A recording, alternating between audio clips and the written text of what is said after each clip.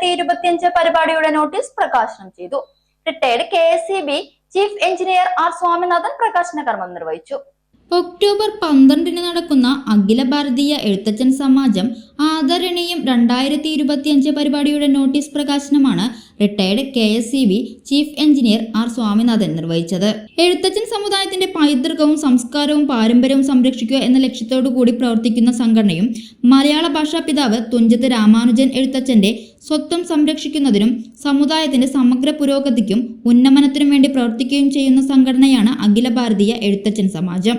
2025 October 12 ഞായറാഴ്ച പാലക്കാട് പറളി പഞ്ചായത്ത് ഓഡിറ്റോറിയത്തിൽ വെച്ചാണ് അഖില ഭാരതീയ എഴുത്തച്ഛൻ സമാജം ആദരണീയം 2025 പരിപാടി സംഘടിപ്പിക്കുന്നത്.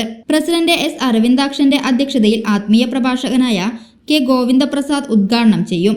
മുഖ്യാതിഥികളായി Ezhuthachan education trust chairman A കുമാരനും Ezhuthachan education society for HRD vice president TK ഗോപാലകൃഷ്ണനും ചിന്മയ മിഷൻ കോളേജ് തൃശൂരിലെ അസിസ്റ്റന്റ് പ്രൊഫസർ രാമകൃഷ്ണൻ U തുടങ്ങിയവരും പങ്കെടുക്കുന്നു. സഹകരണ പരീക്ഷാ പരിശീലന രംഗത്ത് പ്രശസ്തമായ ദേവിക പ്ലസ് പോയിന്റ് ഫൗണ്ടർ തന്റെ പരിശീലനം മൂലം ഒട്ടേറെ പേർക്ക് സഹകരണ മേഖലയിൽ ജോലി നേടിക്കൊടുക്കാൻ കഴിഞ്ഞ സജി രാജി വിആറിനെ എഴുത്തച്ഛൻ വനിതാരത്നം പുരസ്കാരം നൽകി ആദരിക്കും.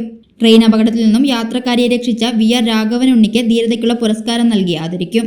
നോട്ടീസ് പ്രകാശനം ചെയ്യുന്ന വേളയിൽ സമാജം general secretary P Keerthi Kumar, ഖജാൻജി K അനുകുമാർ, SP ജയറാം തുടങ്ങിയവർ സന്നിഹിതരായിരുന്നു.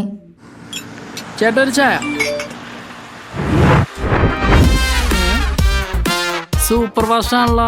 ഇതെന്താ കേരള വിഷൻ വൈഫൈയാ?